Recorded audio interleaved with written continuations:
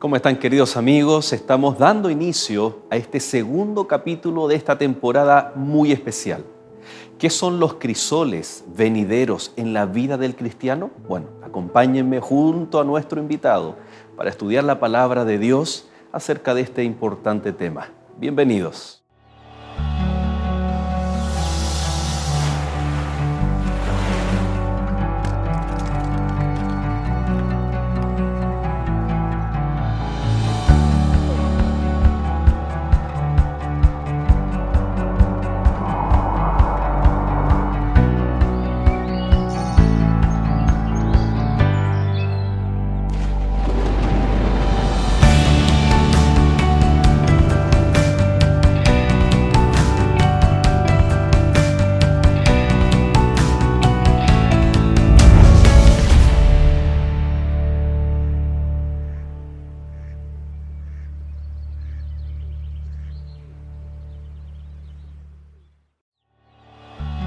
Versículo 3. Esta semana, los crisoles venideros. Amados, no os sorprendáis del fuego de prueba que os ha sobrevenido, como si alguna cosa extraña os aconteciese, sino gozaos por cuanto sois participantes de los padecimientos de Cristo, para que también en la revelación de su gloria os gocéis con gran alegría. Primera de Pedro, capítulo 4, versículos 12 y 13.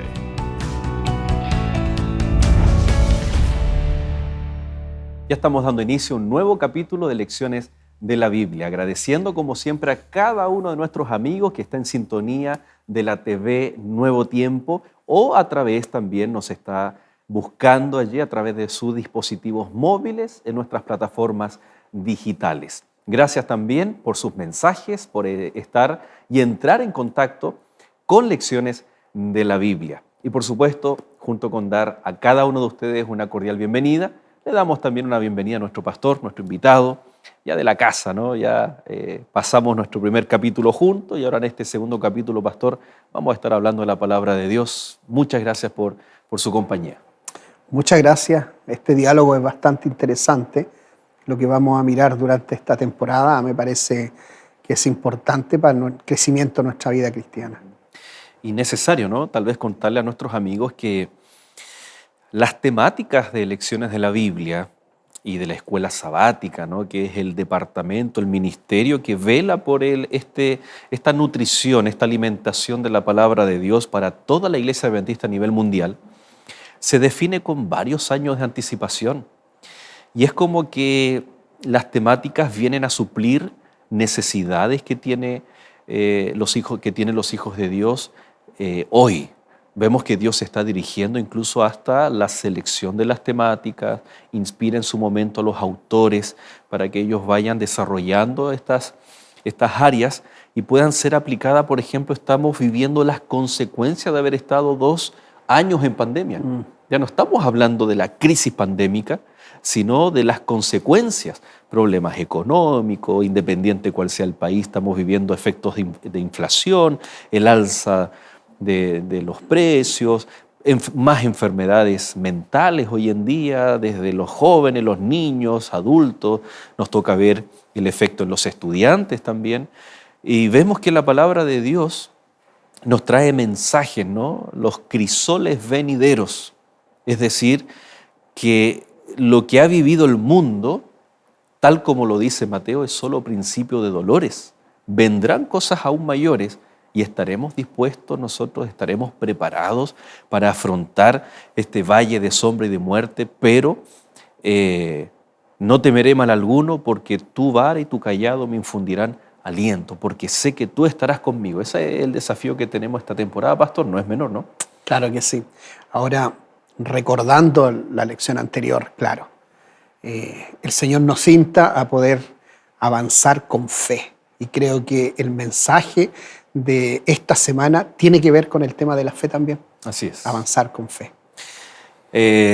Bueno, nos vemos tentados de entrar inmediatamente a la temática, abrir la Biblia, pero por supuesto queremos invitarte a que puedas tener tu Biblia, la palabra de Dios, y siempre cuando la abrimos pedimos la dirección del Espíritu Santo. Y esta vez queremos orar por cada una de las peticiones que nos han llegado a través de correos electrónicos, a través de mensajes, comentarios, allí en los canales de YouTube, en nuestras redes sociales de Nuevo Tiempo Chile. Así que te invito entonces a dejar nuestras peticiones en este momento a los pies de nuestro Salvador.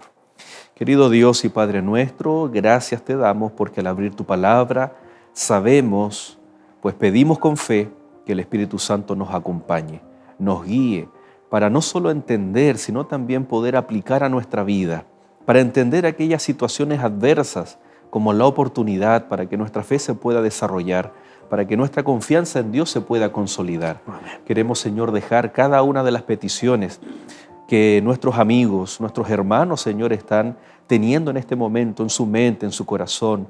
Otras han sido escritas, Señor, a través de los medios de comunicación que tú has dispuesto, Señor, para que estemos en contacto con nuestros amigos. Oramos, Padre, para que nuestra fe pueda crecer y nosotros podamos confiar en que tú estás al tanto y al control de cada una de las situaciones que te exponemos en esta hora. En el nombre de Jesús oramos.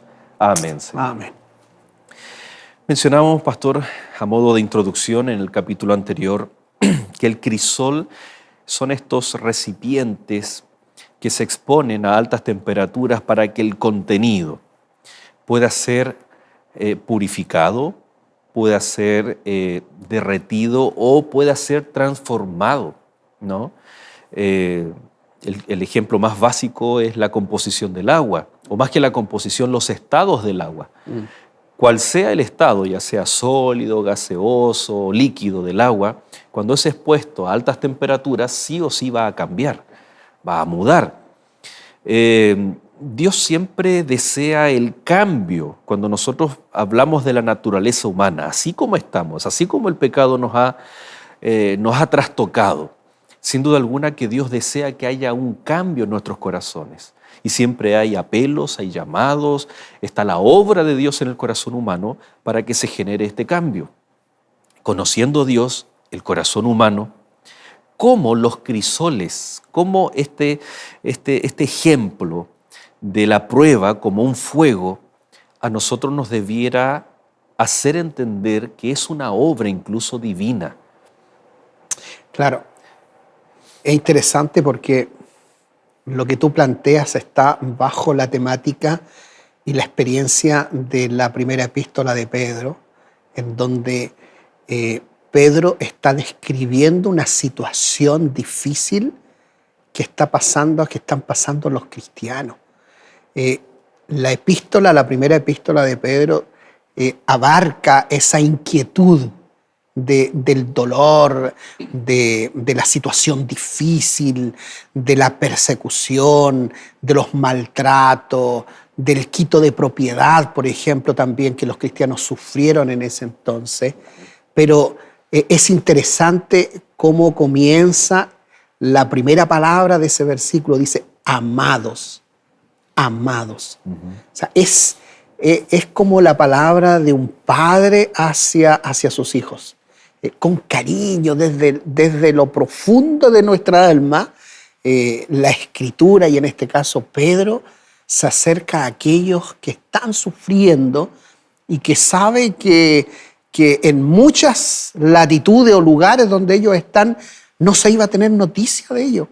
Porque llegaban las noticias por carta o porque llegaba un mensajero a la iglesia a decir, sucedió lo siguiente con una comunidad cristiana, fueron perseguidos, fueron masacrados, fueron llevados al Coliseo, etcétera, perseguidos.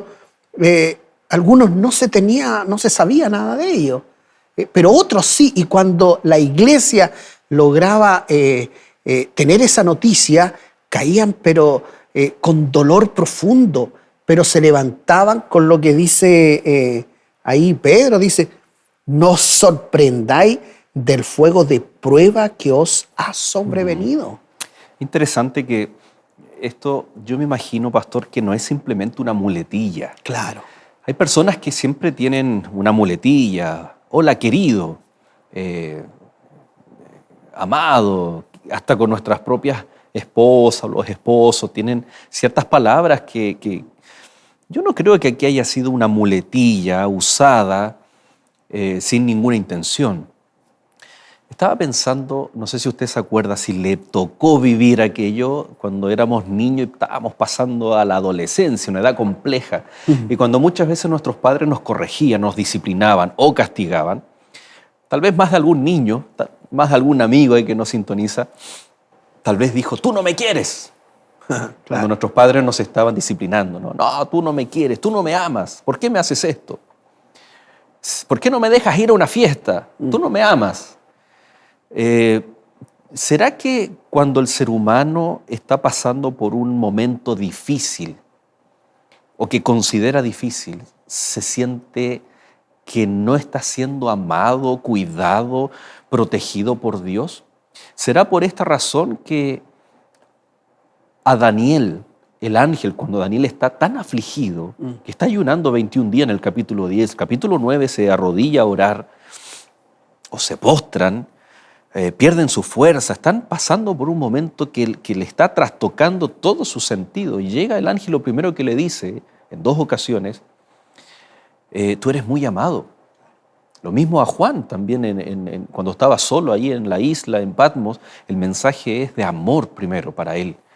Yo me imagino a Pedro que está viendo una iglesia, como usted la describe perfectamente, pastor, y la primera frase que menciona es amados. Sí. Qué importante, más que descubrir algunos elementos teológicos, textuales, etc., ver que cuando el ser humano está pasando por dificultades, cuán importante es sentirse amado, protegido, cobijado. Y Dios, pastor, es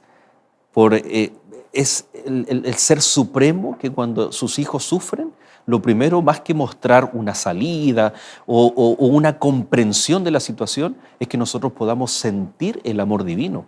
Claro. Sabes que esto yo lo observo cuando me tocó en una oportunidad visitar una de las catacumbas en Roma. Cuando uno se va introduciendo, va bajando, porque son galerías de muchos kilómetros, galerías. Cuando tú vas bajando y vas observando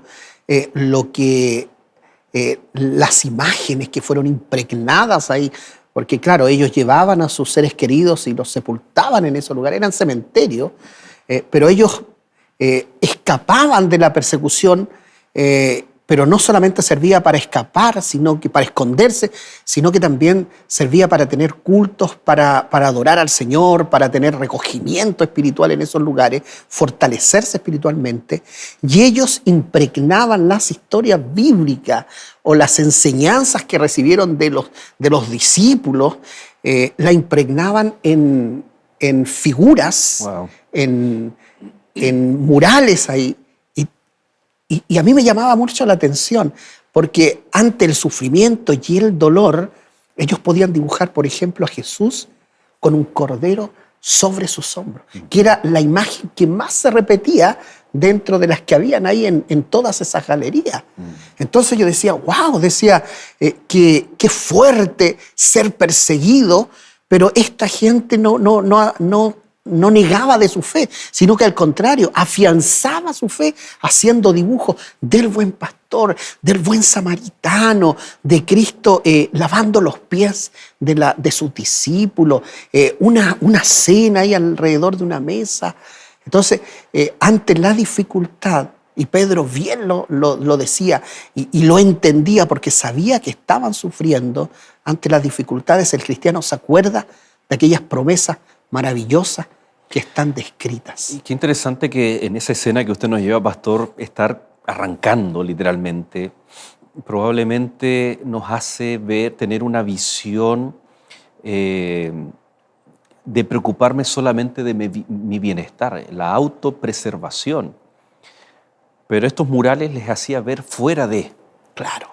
Y muchas veces cuando pasamos momentos difíciles nos preocupamos, nos ensimismamos. Y muchas veces ver fuera de, por ejemplo, ayudar a otros, nos va a permitir darnos cuenta que tal vez nuestro problema, nuestra situación, no es tan difícil de sobrellevar como nosotros tal vez estábamos sintiendo.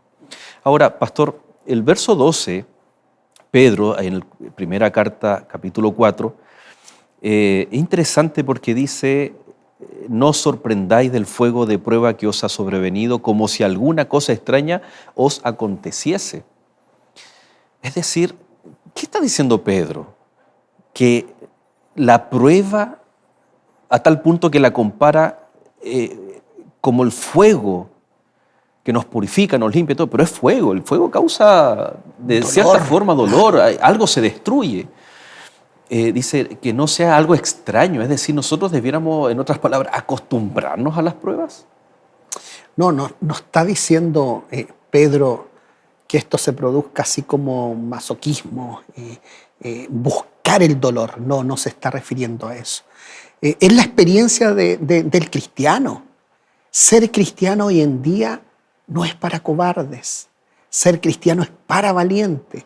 Vivir en un mundo que va hacia otro lugar, que tiene otra mirada. Y el cristiano tiene una mirada mucho más diferente. Y ante esa situación vienen las persecuciones, vienen los dolores. Cristo, cuando estaba con la multitud, en ningún momento les decía, se va a acabar el problema, no va a haber sufrimiento.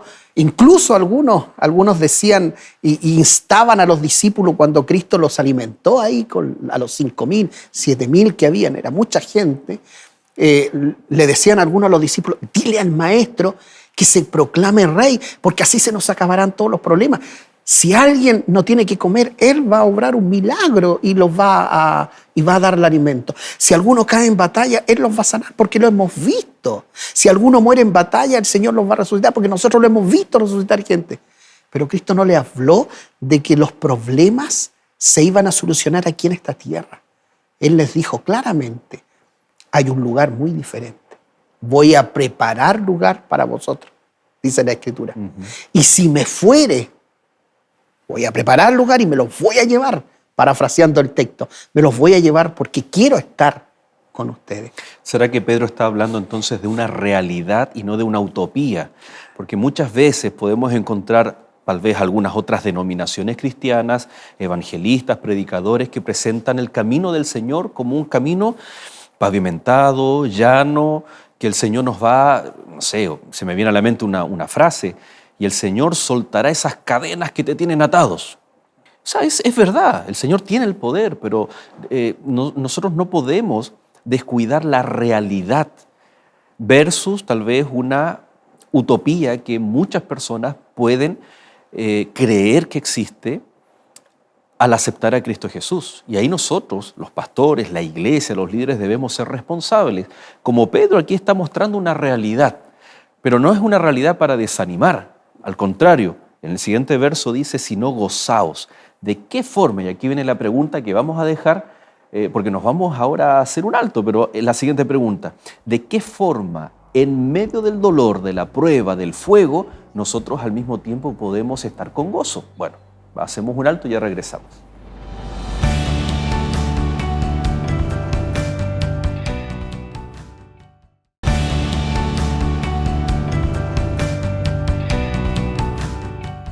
Y ya estamos de regreso, queridos amigos, agradeciendo a cada uno de ustedes el estar en compañía de Lecciones de la Biblia. Si tú recién te estás incorporando, bueno, está atento a cada emisión que a través del canal Nuevo Tiempo se realiza. O de lo contrario, también puedes buscarnos en YouTube. Ahí está Nuevo Tiempo Chile, donde puedes encontrar los capítulos pasados, retroceder, compartir, darle un me gusta y, por supuesto, suscribirte a nuestro canal.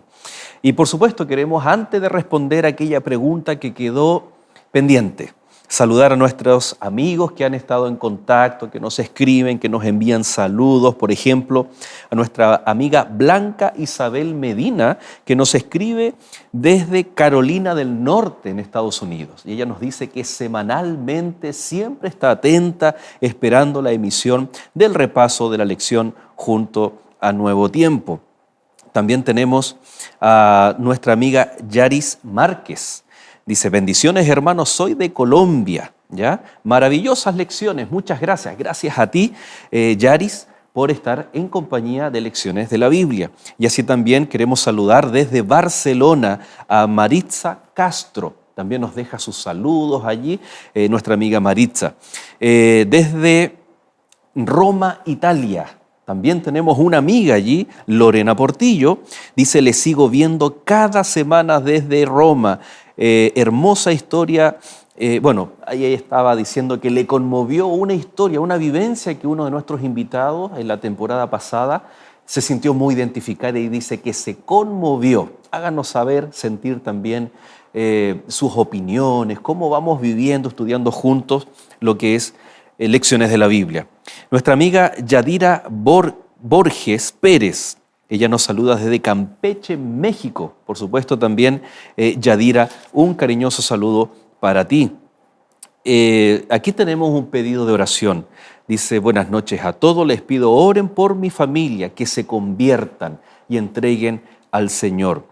Ella es nuestra amiga Carla Miño y a través de Carla también vamos a hacer extensivo porque son muchos los pedidos de nuestros amigos que tienen que ver o que tienen que ver con orar o interceder por la salvación de nuestra familia especialmente. Y Henry León también nos escribe desde Medellín, Colombia. Saludos, un abrazo, Henry. Y desde Venezuela, Maracaibo, nuestra amiga Nilda Soto. Usted quiere también que le podamos saludar, escríbanos, envíenos un saludo, al pastor Joel también ahí un saludo y por supuesto también los pedidos que cada uno pueda tener al Señor. Qué importante acto de fe es poder compartirlos, poder abrir nuestro corazón no solo a Dios, sino también al resto de la iglesia, a los hermanos, para orar los unos por los otros. Así que te invito que si tú estás en YouTube, por ejemplo, que revises todos los mensajes. Algunos amigos ya están teniendo un cuaderno, tomando apunte, copiando, pegando en un archivo especial para orar por las peticiones de cada uno de nuestros amigos. Interesante, pastor, saber que estamos orando por un amigo ahí en Italia, en Barcelona, en Estados Unidos, aquí en Sudamérica.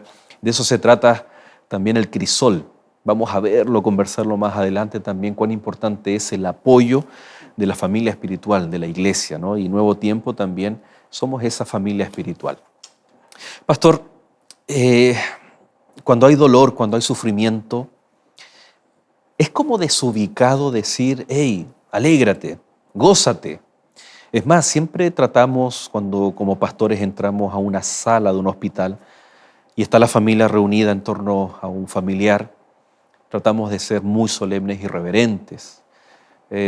Cuando son situaciones complejas, evitamos tirar o hacer un comentario jocoso, contar alguna anécdota y tratamos de ser lo más pulcro y solemne posible, por respeto al dolor ajeno, por respeto a lo que la familia está viviendo. Claro. Da la impresión que Pedro está faltando aquel respeto cuando dice que no se sorprendan por la prueba, el fuego de la prueba, sino que estén gozosos. ¿Cómo en nuestra estructura mental y en la vida práctica podemos entender y conciliar estas dos ideas que aparentemente son opuestas? Sabes que también yo lo miro de esta manera. Hay muchas fotografías del Coliseo Romano. A la gente le gusta sacarse fotos. Yo me he sacado fotos ahí también. Y claro, una estructura muy grande. Y uno dice, wow, qué grande y qué interesante. Pero cuando nosotros comenzamos a mirar bien el detalle de la historia, ese Coliseo fue construido por las guerras y el dolor hacia Jerusalén. Entonces el oro todo, porque cuando se quemó Jerusalén, el oro que había en el templo se derritió y los soldados tomaron ese oro y con ese oro comenzaron a construir parte de lo que es el Coliseo Romano. Y la gente se saca fotos y dice, wow, qué interesante. Pero la gente no piensa un poquito más allá, porque los cristianos eran llevados al Coliseo Romano, se soltaban las fieras, habían gladiadores que los mataban, los atravesaban, familias enteras abrazadas, eran quemadas en ese lugar. Y uno dice, wow, qué interesante sacarse una foto. Pero cuando observamos el principio, o en este caso el sufrimiento que trajo a muchas personas y que no debiera ser considerado, yo digo, como un monumento a la libertad, porque no es así, sino que debiera ser considerado como el monumento al sufrimiento. Yo miro aquí a lo que expresa Pedro. Pedro lo dice de manera clara. Sufrimientos vendrán, habrá persecución, pero dice gozaos, tranquilo. ¿Por qué? Porque Jesús ya lo había dicho antes. Jesús dijo, el príncipe de este mundo, que es Satanás, fíjense que eso aparece solamente en Juan, en el Evangelio de Juan. Juan dice, y registró las palabras de Cristo, el príncipe de este mundo, Satanás, el engañador, la serpiente antigua, es el causante del dolor, del mucho dolor que hoy en día la humanidad está pasando. Así que si hay que echar la culpa a alguien, ahí hay uno que debemos nosotros acusar. Así es.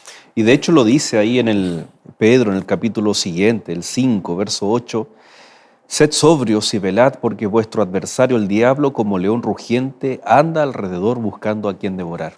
Un par de días atrás, una señorita, una niña, estaba tomando su decisión. Ella el mes pasado entregó su vida a Cristo. Qué bien. Una ceremonia muy hermosa.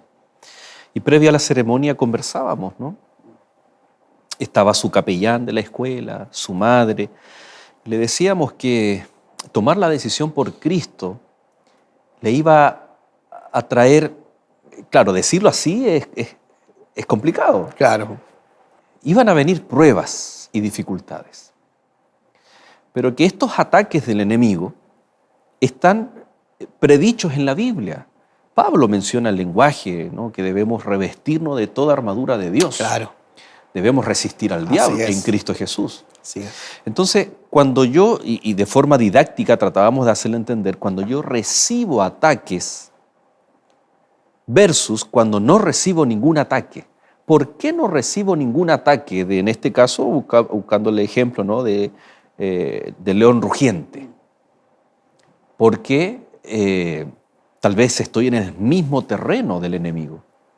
Pero cuando estoy recibiendo ataques del enemigo es porque estoy completamente contrario al terreno del enemigo.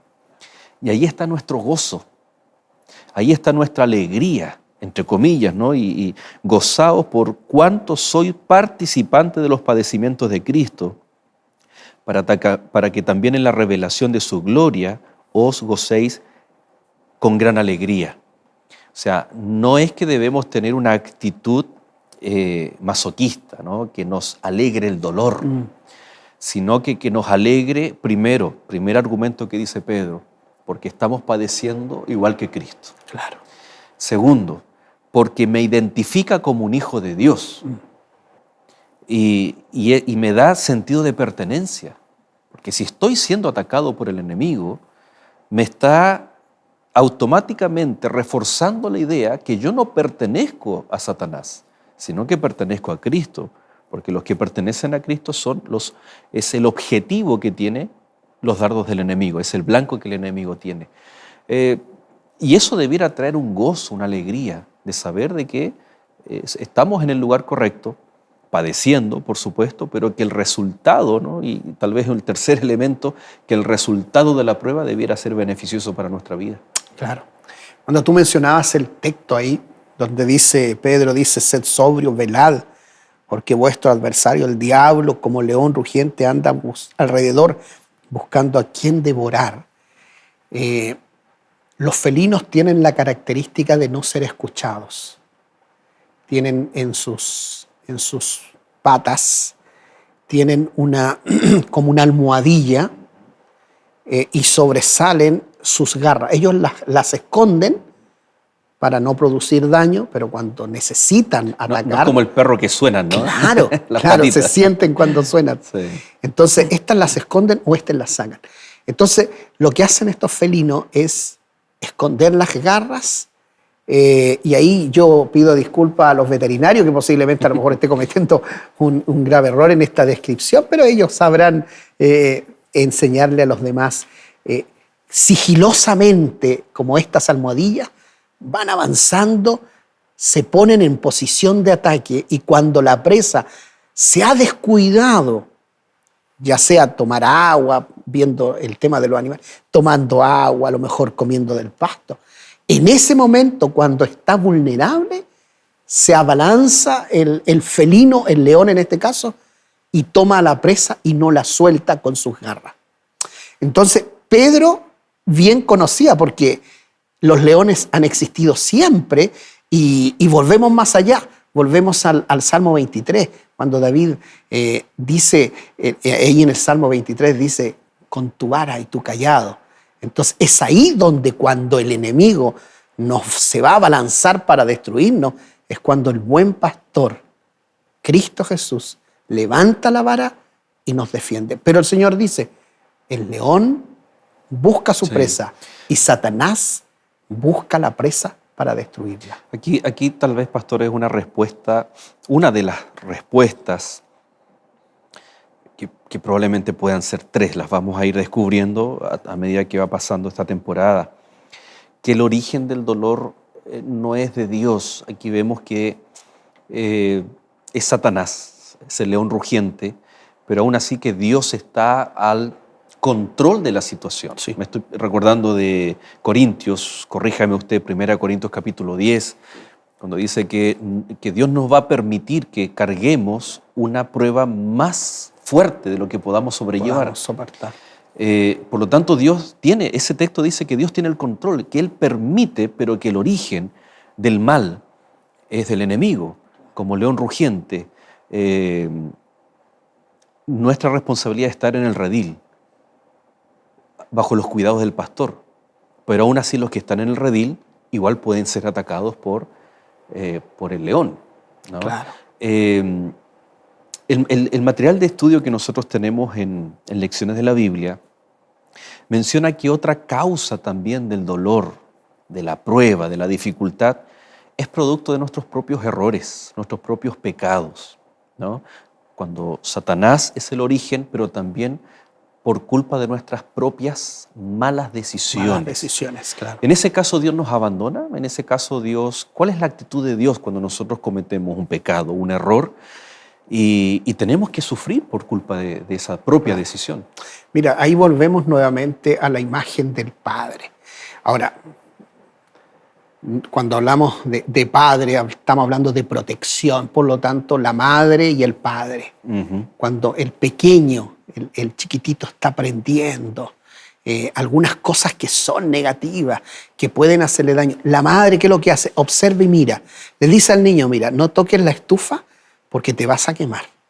El niño ya entendió el mensaje, pero posiblemente no lo ha comprendido tanto mental como físicamente. Entonces, ¿qué hace el niño? Se acerca a la estufa, la mamá lo mira y va a actuar. El niño es más rápido, toca la estufa, se quema, grita. Y la mamá rápidamente toma al niño, lo lleva y le pone paños fríos, a lo mejor con agua, y lo abraza, no le pega, no lo castiga, sino que lo abraza con ternura, porque el niño aprendió ahora, nunca más la volverá a hacer. El niño aprendió que no debe desobedecer a la madre, porque si no las consecuencias son traumantes. Así actúa Dios con nosotros. En esa situación difícil de dolor, cuando hemos tomado malas decisiones, el Señor nos mira, nos observa. El Señor nos dice por su palabra, nos dice, no hagas esto porque las consecuencias son graves e incluso pueden llegar a la vida eterna, terminar con la vida eterna. ¿Y cómo conciliar la idea de este Padre amante que nos protege, que a pesar de la mala decisión, viene y nos pone el paño húmedo, ¿no? Pero en Romanos 1:18 dice, porque la ira de Dios se revela desde el cielo contra toda impiedad o injusticia de los hombres, podríamos ahí poner entre paréntesis las malas decisiones de sus hijos, claro, que detienen con injusticia la verdad, cuando incluso podemos ser oprobio a la obra de Dios. Cuando decimos ser algo y nuestros actos, nuestras malas decisiones, incluso dice están en contra de la verdad. Pero el texto dice que Dios se manifiesta, dice la ira de Dios se revela, se manifiesta en contra de estas personas, de sus hijos que toman estas malas decisiones. ¿Cómo conciliamos esta idea del Padre amante, pero a la vez que la ira de Dios se manifiesta? ¿Tú te acuerdas, y nuestros amigos se recuerdan la experiencia de Jesús cuando fue al templo y vio a los mercaderes? Uh-huh.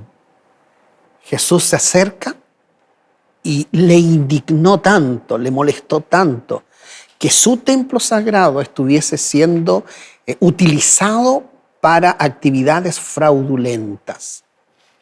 Aprovechaban y ganaban dinero con lo que estaban haciendo.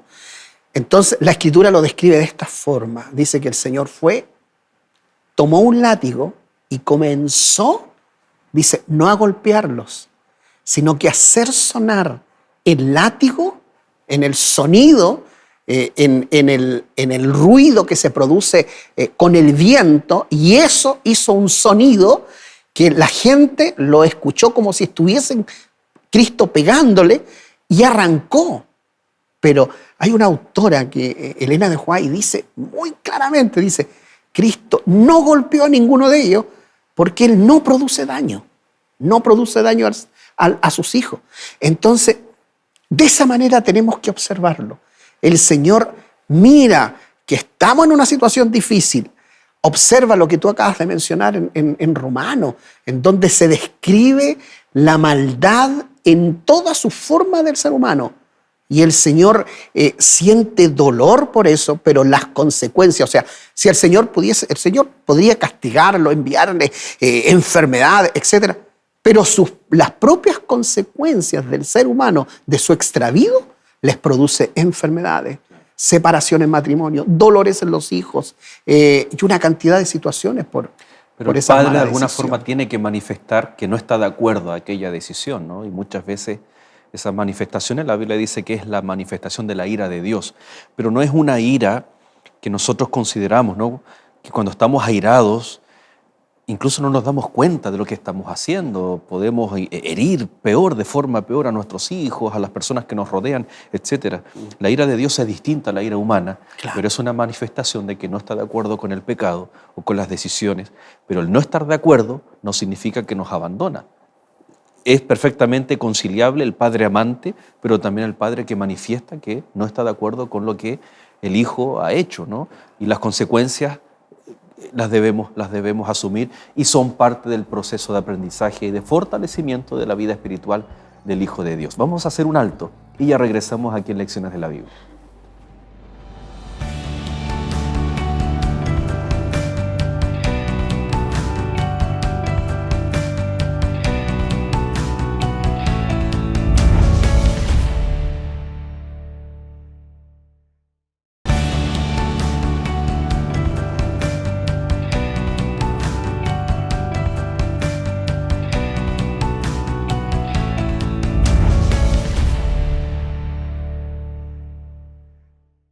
Hola, casi todo el mundo tiene miedo. Miedo de dar vuelta a la última página de la historia y leer en grandes letras la palabra fin. Miedo de las previsiones de los científicos, ecologistas y religiosos. Miedo de ver nuestro planeta transformado en cenizas. Teniendo en cuenta todos estos temores, ¿se justifica perder la esperanza? ¿Es razonable concluir que Dios no existe y que no hay nada más allá de aquello que podemos ver o tocar? Solicita ahora mismo la guía de estudio Verdades para el tiempo del fin y descubre en ella el plan que Dios tiene para tu vida.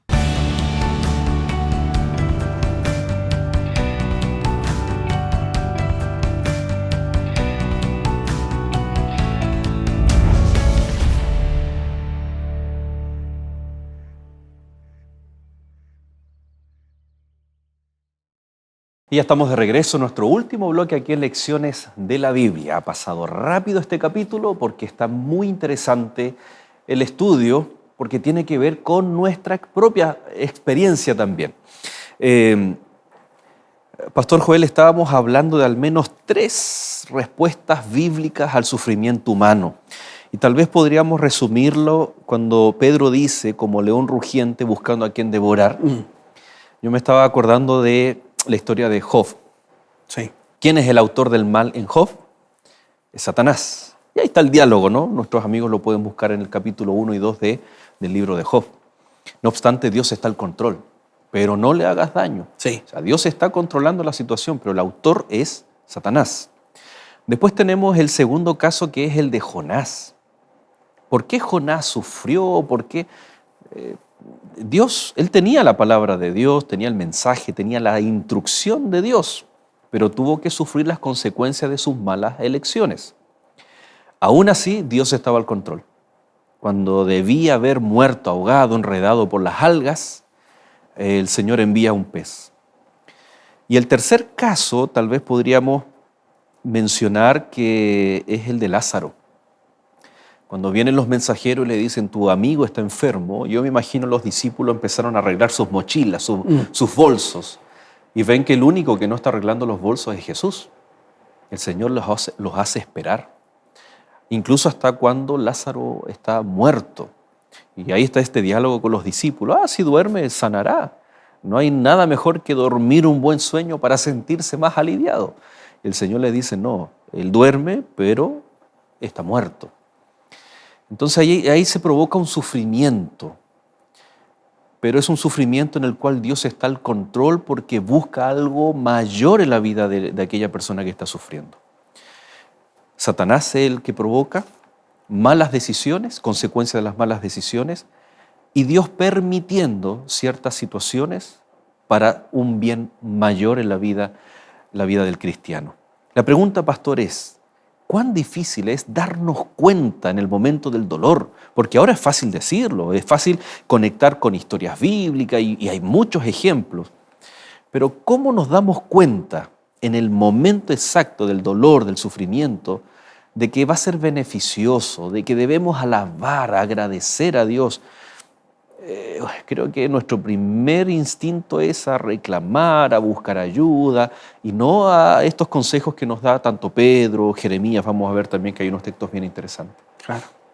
Sabes que las experiencias que tú acabas de mencionar, experiencias bíblicas, nos dan esa claridad de que en algunas ocasiones, dentro de la experiencia del ser humano, del dolor, por ejemplo, una madre con un diagnóstico de cáncer terminal, de mucho dolor, de mucho sufrimiento, tanto para la persona que está con el problema de enfermedad, como para la familia, para los amigos, mucho sufrimiento. Ver a una persona que está en ese dolor produce angustia, desesperación, desesperanza. Entonces uno dice, Señor, ¿cuál es tu decisión? Y la persona baja al descanso. Y podemos nosotros decir, bueno, descansó, ya no está sufriendo, ya no hay malestar, ahora está en paz y en tranquilidad. La familia se repone. Es un dolor de la cual dice el apóstol, pueden llorar, pero no se desesperen, porque nosotros tenemos una promesa mucho más valiosa y más grande que este asunto del dolor. Es por eso que Cristo, cuando realiza el acto de resucitar a Lázaro, lo hace no por él, lo hace por aquellos para que sepan y entiendan que vamos a pasar por la muerte, pero que Cristo es el autor de la vida. ¿Por qué tenerle miedo a la muerte? Es el mensaje que menciona Jesús. Por lo tanto, a veces el descanso y el sueño de la muerte viene a ser como una tranquilidad, como una paz. En el momento es el dolor, pero después cuando ya hemos comprendido, Señor, ha descansado. Lo que usted dice, pastor, me lleva a capítulo 2 y 3 de Apocalipsis, que se mencionan de las iglesias cómo sufrían. Claro. Literalmente son sufrimientos, o hace alusión a aquellos sufrimientos. Y aquella iglesia que estaba sufriendo la muerte, la persecución, el martirio, Jesús se presenta como aquel que estuvo muerto, pero que vivió, claro, que tiene las llaves del Hades, que es capaz de dar vida. Tal vez la clave no es una descripción clara y teológica del dolor, sino que se trata de una persona y es Cristo Jesús. Ahí está la clave, ¿no? Cuando Dios le dice a Jeremías, ven, te mostraré, vamos a la casa del alfarero. Y ve a alguien que está haciendo algo en la mesa, ve al alfarero, no a alguien, no ve a un alfarero. Y dice que se estropea, se echa a perder. Y el alfarero lo vuelve a hacer. Y en el capítulo 9 de Jeremías, verso 7, dice, por tanto así ha dicho Jehová de los ejércitos, he aquí que yo los refinaré y los probaré, porque ¿qué más he de hacer por la hija de mi pueblo? Entonces está este concepto de que el Señor nos vuelve a hacer que el Señor a través del fuego nos purifica. Pero acá hay un elemento bien interesante y dice, los probaré. ¿Está esto en contradicción con Santiago, donde dice que Dios no tienta o no prueba a nadie? Siendo que Jeremías dice que el Señor a través del fuego va a purificar, a refinar, y de esta forma yo probaré a mi pueblo, a la hija de Sión. ¿A qué se refiere cuando el Señor permite la prueba o somos probados? Sabes que la versión de los 70, que es la Septuaginta, traduce de esta forma. Dice, porque yo actuaré a causa de la presencia del mal. Porque yo actuaré, dice el Señor, a causa de la presencia del mal. Ahora, Jeremías está explicando de manera muy clara una visión íntima de la vida del pueblo judío. Entonces, las pruebas, el dolor, el sufrimiento, todo esto que nosotros estamos observando permite que Dios pueda actuar maravillosamente en favor de sus hijos. Aunque no podamos comprenderlo nosotros ahora, en este tiempo, aquí en este mundo. Posiblemente nuestra mente está pensando solamente en el dolor y en el malestar y en el sufrimiento, pero el Señor ve la trayectoria completa del ser humano. Así que si alguno de los amigos que está ahí viendo, acompañándonos en esta reflexión, y estás pasando posiblemente por una situación difícil, y a lo mejor dices, Señor, ahora necesito que tú actúes, y el Señor no actúa de manera inmediata como yo quisiera. Bueno, el Señor tiene la capacidad de observar mucho más allá, y es ahí donde yo encuentro la razón en base a la traducción que yo acabo de leer, donde dice, Dios dice, porque yo actuaré a causa de la presencia del mal. El Señor tiene ese lindo privilegio de actuar cuando el ser humano no tiene ya respuesta al dolor. Es la oportunidad de Dios de actuar ante el fracaso humano. Yo creo que debemos hacer una autocorrección. En este capítulo dijimos qué importante es entender en el momento. Tal vez hay que aceptar, porque nuestra estructura humana, mental, querer entender algo en medio del dolor es muy difícil, pero tal vez sí aceptar que Dios está al control, aceptar que va a ser para nuestro bien y aceptar de que en última instancia vamos a ser refinados. Y ahí la aceptación requiere humildad. Cuando hay soberbia, pero ¿por qué, Señor? Cuando podemos terminar incluso hasta renegando de Dios, de nuestra fe, apartarnos incluso de los caminos de Dios a causa de una dificultad en nuestra vida. Pastor, ya estamos casi llegando al final de este capítulo muy interesante. Sí. Bueno, tal vez mencionar, ¿no?, el caso de cuando hablamos de aceptar más que entender. El caso de Pablo, cuando le escribe a los Corintios, ¿no?, él dice, yo tengo un aguijón. Claro. Él en el fondo lo acepta. No está preguntando, Señor, ¿por qué? ¿Cuándo? ¿Dónde?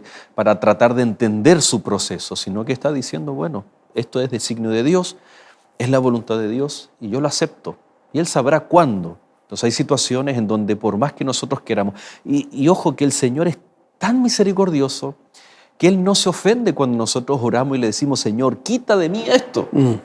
Pero siempre y cuando terminemos diciendo, pero que no sea mi voluntad, sino que sea tu voluntad. Entonces Él respeta, Él nos escucha, pero debemos también, en esa frase que sea tu voluntad, estar dispuesto a aceptar que si es la voluntad de Dios, que permanezca ese aguijón de la carne y que sea nuestra forma de tener nuestros pies en la tierra, nuestro corazón con Cristo, de que sea nuestro aguijón de la carne que nos ayude a este proceso de refinar. Pastor, nos quedan unos minutitos solamente, pero podemos entonces hacer una invitación, sin duda alguna que el Señor tiene una invitación para cada uno de nosotros y luego vamos a orar antes de finalizar este capítulo. Claro. La lección de esta semana ha sido interesante porque nos aterriza como seres humanos. Podemos de alguna manera considerar que la trayectoria y el caminar en esta vida cristiana no está ajeno el dolor, sino que es parte de la vivencia. Todos hemos sufrido de alguna forma el dolor, ya sea con la enfermedad, ya sea con, no sé, separación de los padres. A lo mejor tú estás pasando por eso, separación matrimonial, algún problema matrimonial. A lo mejor algún problema con los hijos porque ha tomado malas decisiones. No sé cuál pueda ser el dolor que en este momento tú puedas estar pasando.